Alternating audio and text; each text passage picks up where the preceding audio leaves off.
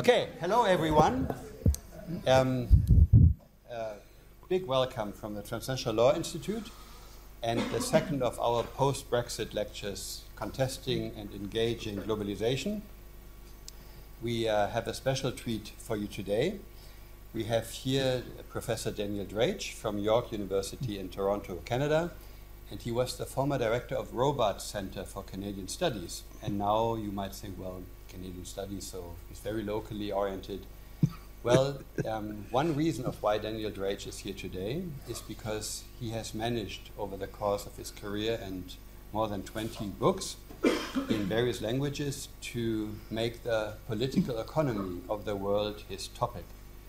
And why he had to do that from the vantage point of Canada was because that's his homeland, but also provided a very great opportunity, one opportunity that you cannot plan, but you can turn very productively to engage with the rest of the world and shifts in geopolitics and in political economy from the vantage point of one country that has, until today, always sought to find its place in the world. And so being in Canada and engaging with the rest of the world from Canada provides excellent opportunities, but also, of course, many challenges. And whether the regional government of Wallonie will be, the last, or one of the, troubling footnotes in Canada's history remains to be seen, but you see that history doesn't stop. So today, Daniel Drache gives us a special treat also because he has written a paper especially for this event. And for you, this paper has been distributed, at least to the students in the class. And it can also, of course, be posted afterwards, as well as the slides. And the floor is now yours, Daniel. Thank you so much for coming. Thank you very much for the invitation. Now, when I originally set out to look at the Canada-European Free Trade Agreement, CETA, of course, I had no idea that little Walloons, 3.5 million, striking a deal with Canada, 33.5 million, would essentially veto the Canada-European Free Trade Agreement. So this is rather a remarkable event. And in some ways, we have to think about what are the implications and why this took place. So we have some dramatic personae. We know that there is CETA. We know that there is something called TTIP, the Transatlantic Trade and Investment Partnership, right, which is between the United States and Europe. And then we know that there is a third deal, which is called TPP, the Transatlantic Partnership. Now, what is unique about all these three deals is they give not governments, but ordinary people and citizens a lot of anxiety and worry. So what is it? This is going to be one part of my remarks. What is it about these, what I call third generation free trade agreements that cause so much anxiety and a mobilization dynamic against against local elites and the political class? So that's kind of the core issue, not just CETA, but all these three agreements. Now, some years ago, Jack Nicholson made a great film called As Good as It Gets. And some of you may have seen this old film. I just saw it, re-saw it recently. It's a terrific film. So when elites and governments think about trade, they sell it to us, or they conceptualize it as good as it gets, right? So there's a model, there's a theory, right? The theory is that interdependence and transnationality of Peir's Institute, it represents a higher step forward in the integration process. And that these trade agreements are very important because they remove barriers and obstacles to trade, basically tariffs or non-tariff barriers. So when we look at these third generation, they are quite different from first generation. From your international law course, you will know that there was the gap between 48 and really into the 80s. Then it, of course, had none of the architecture of the third generation, right? And furthermore, the tariffs were high, so there were real gains to removing tariffs at the border and to increasing trade flows between countries. And often in Europe, particularly, this reduction of tariffs led to new employment opportunities. So free trade was seen as having two benefits you can understand. First, that consumer goods would fall in price as the tariffs were reduced. And secondly, there would be efficiency gains, which would allow industries to become more competitive and sell their mass production goods in foreign markets. But when we look at the new CETA arrangements or the TPP or TTIP, these are very different agreements. They are only 30% about trade and 70% about other things. So let's look at what is not in these agreements or what is in the agreements. And then we will come to the Wallonia. What made Wallons reject the CETA? And of course, there are a series of constitutional issues, big ones, and there was also a lot of big issues about the institutions and structures of Europe, because in the process, it was not the Walloons which really challenged the institutional structures of Europe, but Germany. So we have a third persona, a dramatis personae being Germany.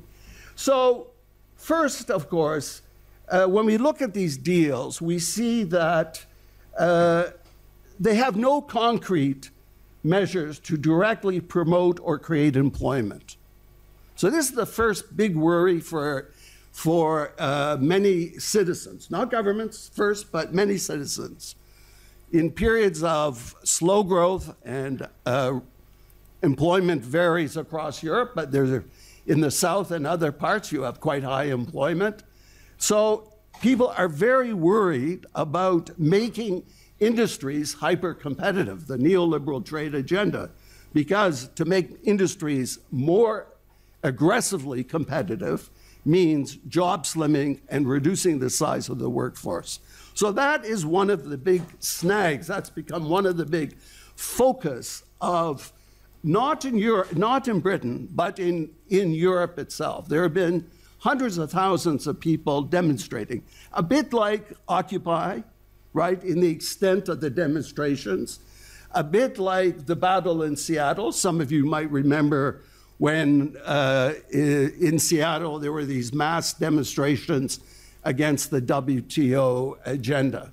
So, but they have been large enough and big enough in Germany and France and other parts of Europe to force politicians to realize that these trade deals are not as good as it gets. So that's the first. They pushed a button in Brussels. So they've had consultations, you know, there have been petitions signed by 400,000 or 500,000 people.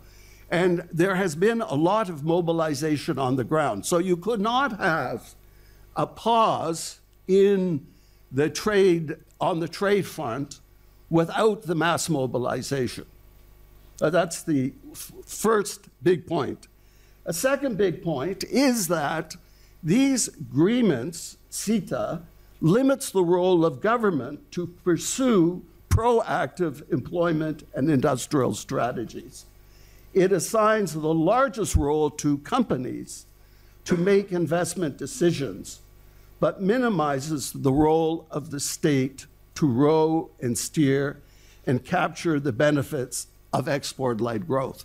So it's a kind of, in terms of the literature, you would say that the trade agreement is partially a step forward, but partially a big step backwards, because it's reinventing certain parts of the Washington Consensus that has been largely discredited. But it kind of puts it into a modernist framework of going forward. So that is a kind of a missing element. It imposes new rules and regulations on government, and it has within it a kind of, when you parse more closely the trade agreements, it has a kind of, it gives corporations a charter of rights. And the charter of rights is problematic because corporations have many rights under international trade law. They have many rights under the WTO dispute resolution system. But what is particularly worrisome is that under the new system, it has two features in CETA, for instance. It creates an independent tribunal, which is not part of European law or Canadian law, and is a kind of parallel institution which only corporations have access to. And when you look at the grounds of objection or the grounds for challenge, a lot of this is around narrow commercial interests, fair and equitable treatment. So if you know a bit about the WTO, you will know, for instance, in the beef hormone case, the WTO has, it's a very interesting case to look at because it's a public health case and it's a kind of puzzle. Germany wanted to have higher health standards on beef hormones than the United States. So they had this whole trade dispute, went on for 5 or 6 years, and Germany lost. In other words, you have to have the standard agreed on by the WTO. So it's an interesting theoretical and philosophical question.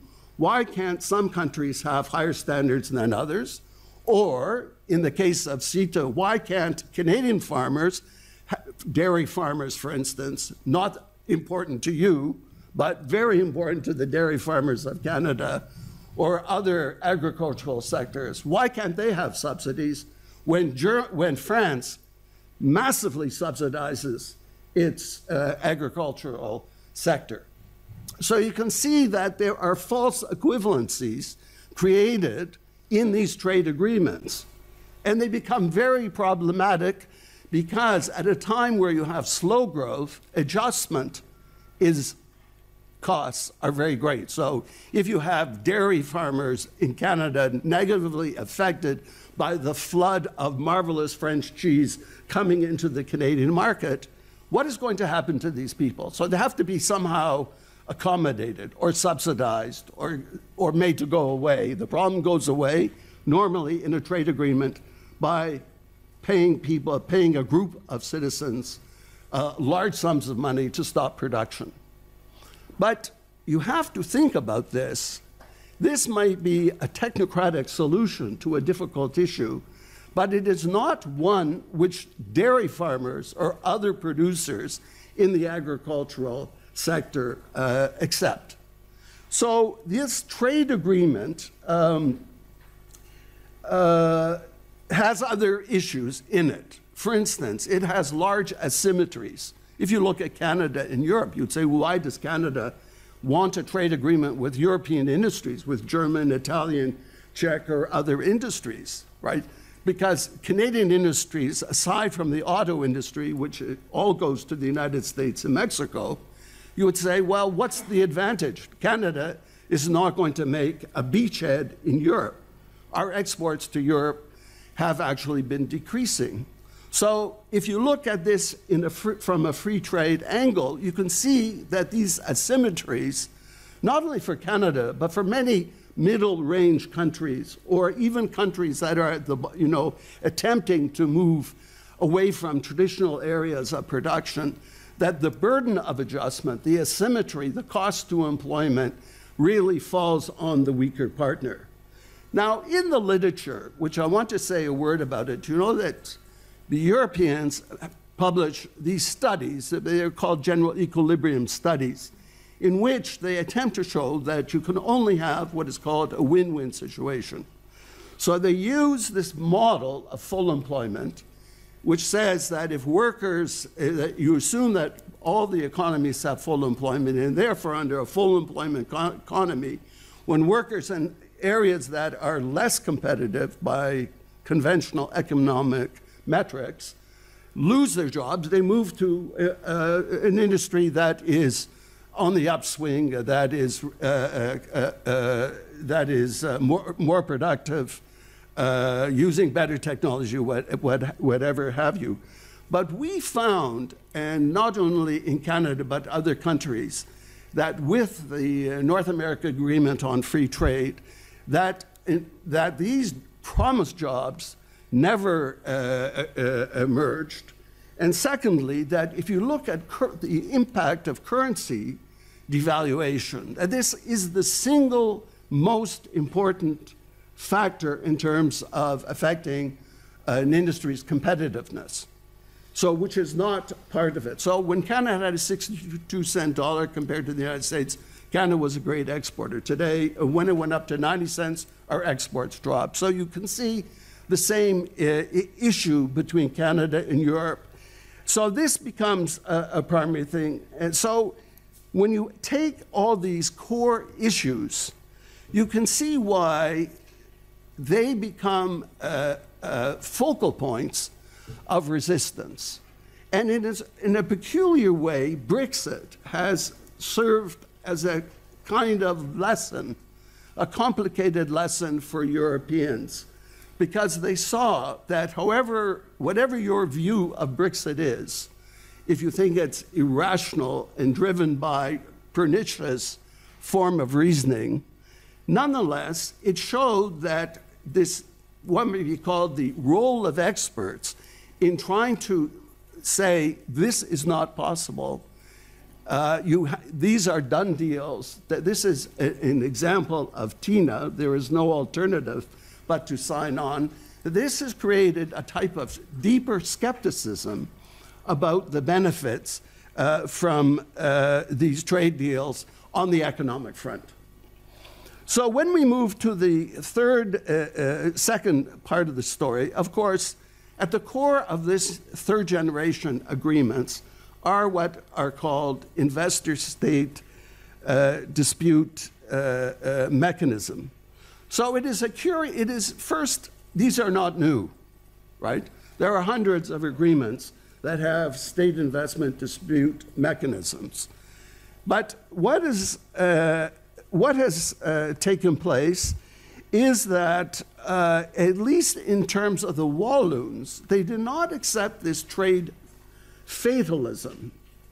And they were very concerned in two particular areas. First, there was no protection, there was no exclusion in the Canada-EU trade agreement for public services. Now, we have to think about that. They wanted an exemption that said that all the parts of the free trade agreement would be acceptable. They're interested in trade, they're interested in part of this, but they wanted to have a carve-out, a significant carve-out in two areas. One, the public services, because they wanted to be able to affirm their sovereignty against transnationality, if I can put it like that, right? The second thing is that they believe in the precautionary principle. And again, they wanted a carve-out or an exemption on the precautionary principle, both for reasons of the environment and both for reasons of this question of setting scientific standards that fit your needs, the community's needs, rather than a panel of WTO experts or a consensus or a lowest common denominator on setting of standards.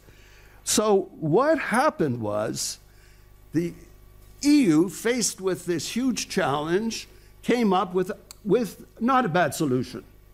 It's called an Interpretive Declaration. So this is, for international law students, very important. I cannot simply sum up what an interpretive declaration is. But the question, so first, that's worth looking into, because there are many declarative declarations.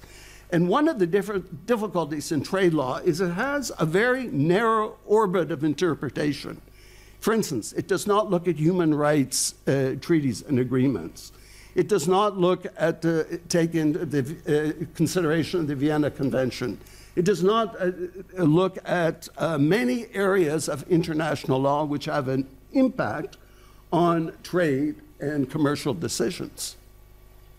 So in this interpretive declaration, it said it's a very interesting document to read. And you, if reading it without, at first glance, you would say, well, that seems to address Wallonia's concerns about precautionary principle and public services exclusion. However, if you look at it from a legal point of view, these interpretive statements have no impact whatsoever in terms of the way tribunals would interpret a case before the investment tribunal. So if you have to look at it from because the key concept is fair and equitable treatment, commercial interest, national presence, national treatment.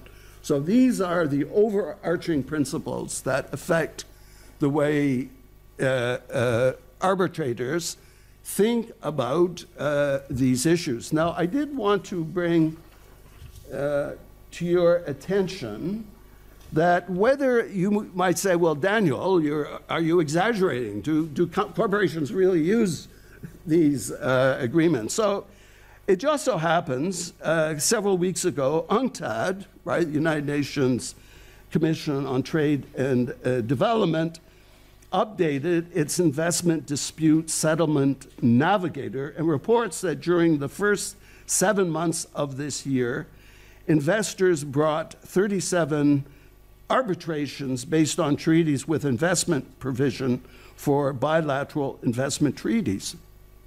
So this is not an issue that is passive or dormant. This is highly active. It's very interesting to look at these disputes and what they're about. In Canada, we've had about 37 cases brought against the Canadian government. 32 have been won by multinationals. A lot of them have to do with the environment and resource management. Canada has paid multinationals something in excess of $400 million in damages. So, and they're we don't have the time here today to discuss these different disputes and how they arise, but they always deal with environmental regulation in the majority, and they deal with a fair and equitable treatment. The corporation says the Canadian government is discriminating against a foreign corporation. So the best example is in Ontario, the government wanted to shift the economy to a more green basis, and they had an aggressive program to subsidize Canadian firms to produce green energy and solar panels. So, of course, you could say it is the way the legislation was drafted, but there was a huge case brought before the WTO against the Ontario government, which argued, in effect, that the government, in favoring Canadian enterprise, because the point of the program was to try to develop a Canadian green energy around solar panels and other forms of energy, was discriminatory, and the program had to be disconnected. So you can't say these are abstract concerns, right? So these are very concrete. Part of the thing in the past is that trade used to be a very abstract idea that tariffs were reduced, people got jobs, countries exported more, incomes rose. But this is no longer the case because jobs are disappearing, wages are stagnant, and the shrinkage of industry in the global north is very dramatic. For instance, if you take the case of Germany, the strongman of Europe, in 1980, 42% of the workforce worked in mass production industries. Today, the figure is 19%. If you look at the United States, that was the strongman of North America. In 1980, they had about 22% of the workforce in mass production, Chrysler, Ford, U.S. Steel, etc. Today, the figure is 8%. So if you look at Ontario, right, where I live, the figure was we had about 21% of mass production industries, and today the numbers were better than the Americans, but we're about 10%. So if you look at the graph, the curve line, right, it is down. You cannot look to trade to produce jobs in the way that occurred in the 1980s when you had a period of high growth, when you had a period of high tariffs. So the one thing I was going to show you was this one graph, even though it's in my notes. Now, this is really interesting, right? So the whole model, the economic model of international free trade promulgated by international economic law, right, is that there are these barriers to trade. But if you look at this chart, there's some countries still have barriers a bit over 5%. They would, like Vietnam, they would have higher adjustment costs. They might lose, employment. But for the majority, there is very little that the traditional model that is in the traditional model. So we're in a different era. Third generation are high-risk ventures.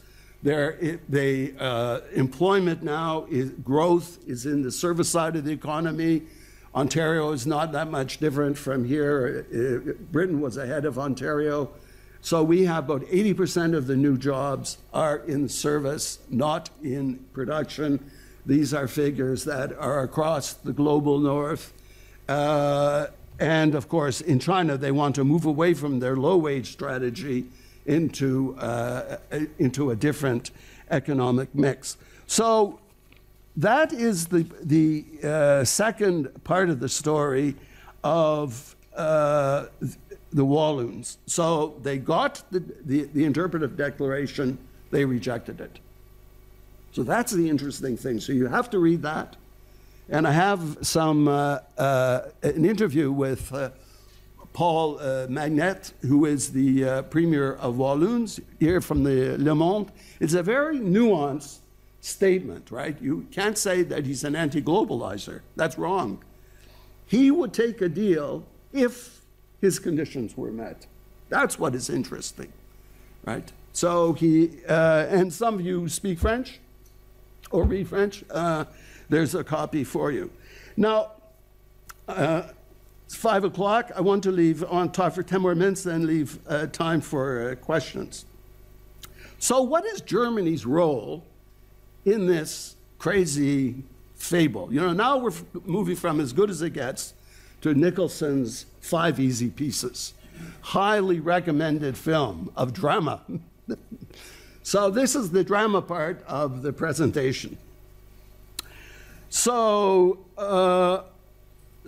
in this fight over CETA, remember 3.5 million, little Canada, 33.5 million, we only export $20 billion to the EU. So it's a ridiculous kind of fight, if you think about it on paper. I mean, we are a very tiny exporter to Germany.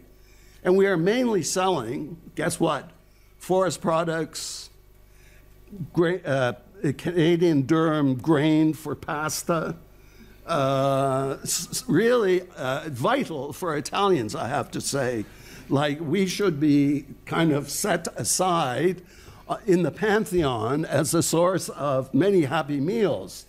But it's really not a very big thing because, as I show in the paper, right, Canada's big market is the United States, 300 billion.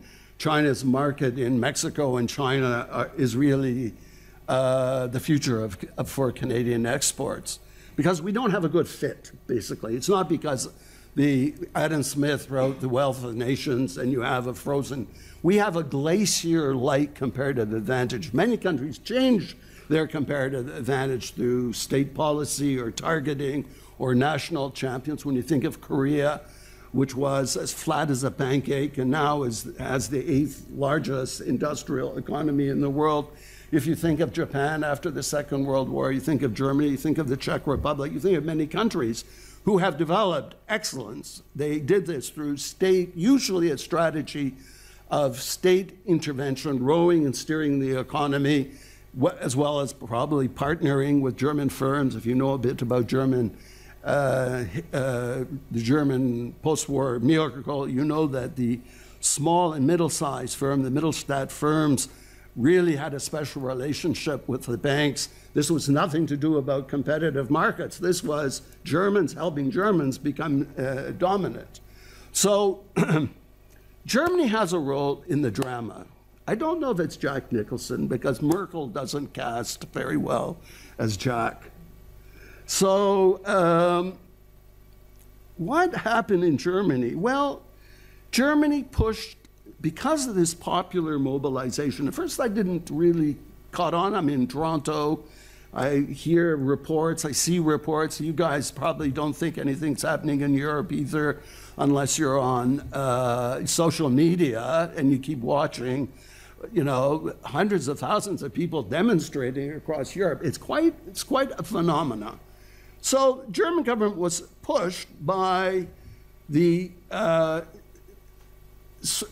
by social movements, really, led by a law professor who challenged the constitutionality of CETA. So sometimes ideas become weapons. Sometimes ideas become part of something much larger, right?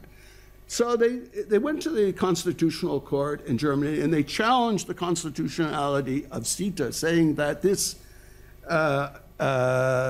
state investor and dispute resolution discriminated against German firms because it's only for multinationals. And it also challenged German sovereignty to set its own standards. It's a very interesting argument because most of us have been taught for the last 2 decades that sovereignty was kind of porous, kind of thing of the past, not important. We're so interconnected. Everyone's jumped on board the same train or ship or airplane. But this is not the case, actually, because the Germans have a particular culture that have 2 big things in it that set them apart. One is food security. They are very concerned about what they eat. Now, you might say, what's the link between constitutionality and food security? But it's a big deal because they want to be able to determine, right, what they eat, and also things like labeling, right, proper labeling, which may not be required by trade deals.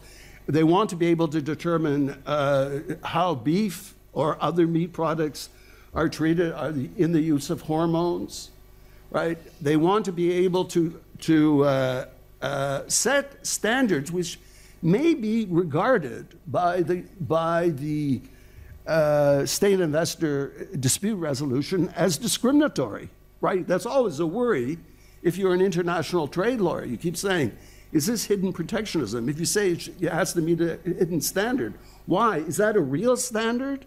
Or is that something of a kind of a deal that you're making between German firms and the government for employment or other reasons, all good reasons, right?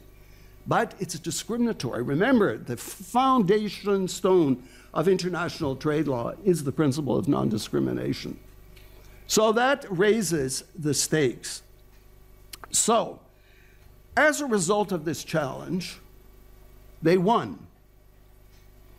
And this challenge has very far-reaching effects. So what it said was that this treaty had to be passed by the German parliament.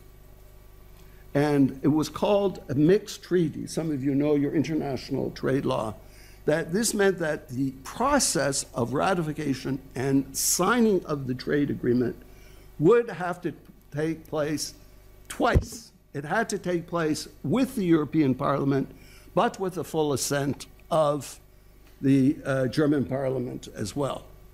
So interesting, right? So a lot of you have done EU law, the principle of subsidiarity, which often sounded a bit technocratic or clever, you know, something that the Brussels bureaucracy pushed. But this has a more vigorous democratic component to it.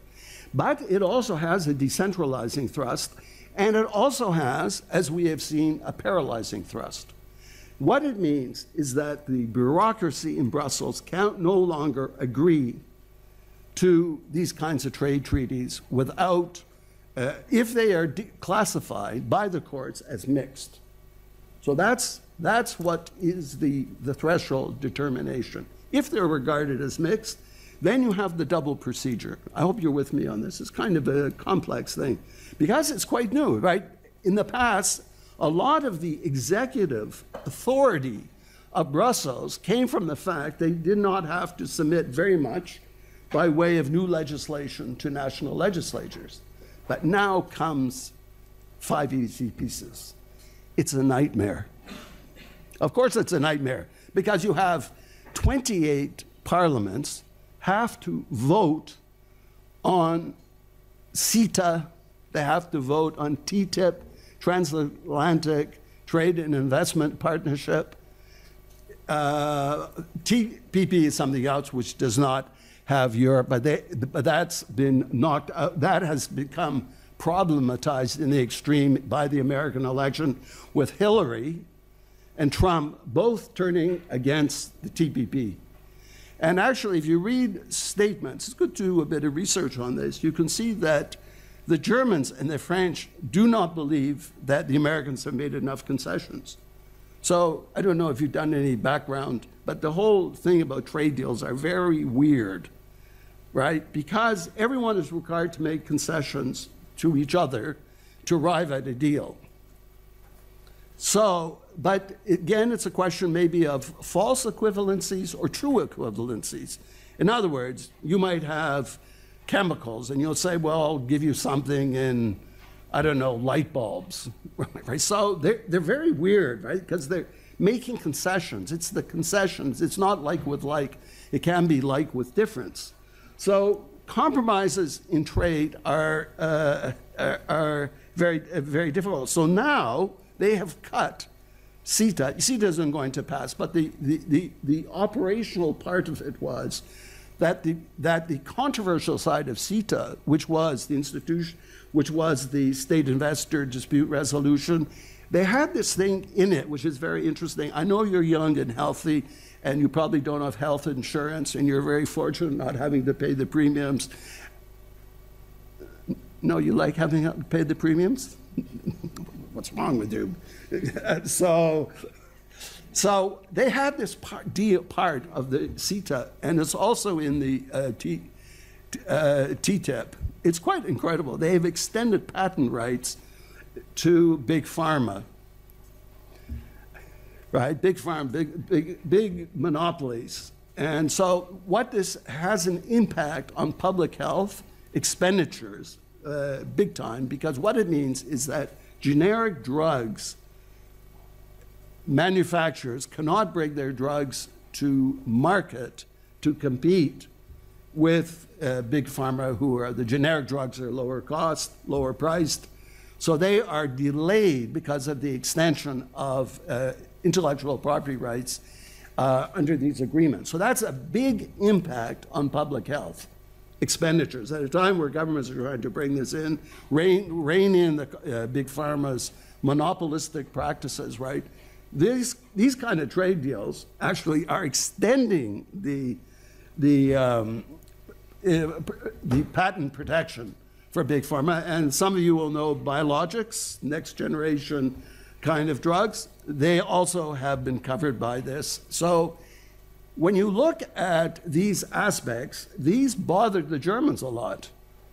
So the idea of splitting it into two, right, the more controversial parts, the tariff reduction and the more, you might say, conventional parts of the deal with CETA, that was the solution, right, to let national parliaments vote on the most controversial and then pass other parts that are more conventional in let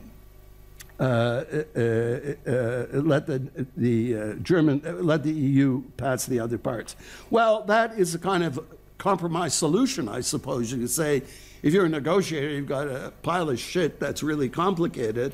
You give that to the national legislature, and the other part, you try to create a forward dynamic. So the short and the long of all this is that there is no deal, right? It's just ground to a halt because they cannot get Walloons to abandon their position. And secondly, it has very long-term consequences for Europe because it means that this executive-style federalism of the EU is now called into question, not only on the small deal, but on the big deal, and also on Brexit. So it is very difficult.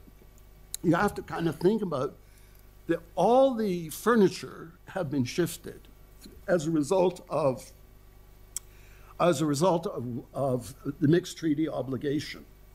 Because Brexit, it is likely, would have to be approved by 27 governments, which would take a minimum of between 2 and 4 years. Everyone has their own schedule. Now, in my paper, I say, I can't make up my mind. Now, this is a kind of Halloween is coming, so it's a kind of interesting problem for dress up. Because as long as Britain is part of the EU, it's supposed to sign the deal. That is not going to happen. So in my paper, I talk about the 27, the 28, but I also say in an explanatory note, we don't know if Britain would have exercised its right to sign the CETA trade deal if it were to happen, because by the time it is ratified and completed, they might have left Europe. But now leaving Europe is much more difficult. So for them, negotiating, I should say, a deal is much more difficult. So I wanted to close on what are 3 options that you can think about. Right. One option is I call the red light option. Neoliberals love this option. It's as good as it gets. Basically, you have the Interpretive Declaration. You can, and many countries, many governments are quite happy to live with the state investment dispute mechanism. They're ready to live with the extension of patent rights to big pharma. They're ready to accept significant curtailments on state policy, right? So that's the red light solution. Go for green light, go forward. The amber option is a very interesting option for us to think about. Option amber says, wait, don't do anything. Situation is in total flux. What's going to happen on Brexit? No one knows. How is this divorce going to take place? No one knows. Is it a mixed treaty? Are 27 partners in Europe going to vote on this? So look, it will take 2 or 3 years to negotiate. It'll take 2 or 3 years to ratify, right? It's just the physical heaviness of the process. So you might be 6 years older, right? You might be earning your first billion by then. I don't know. But you can see how it complicates it, that the structures of Europe have been changed quite dramatically by this. And so the amber is a good option. Wait and see. Finally, there's a green light that if you have a very progressive government, right, who looks carefully at these big third-generation trade deals, they might say, these are not in our best interest, so we should look for something different. We should look for trade deals that are more balanced in the first place, that really balance job creation international competitiveness, the environment, poverty reduction, public health issues that really balance these things. These are very crude instruments that go back to a kind of market fundamentalism, and that we need really different kinds of thinking. So maybe Wallonia has served an important function for us all. Thank you.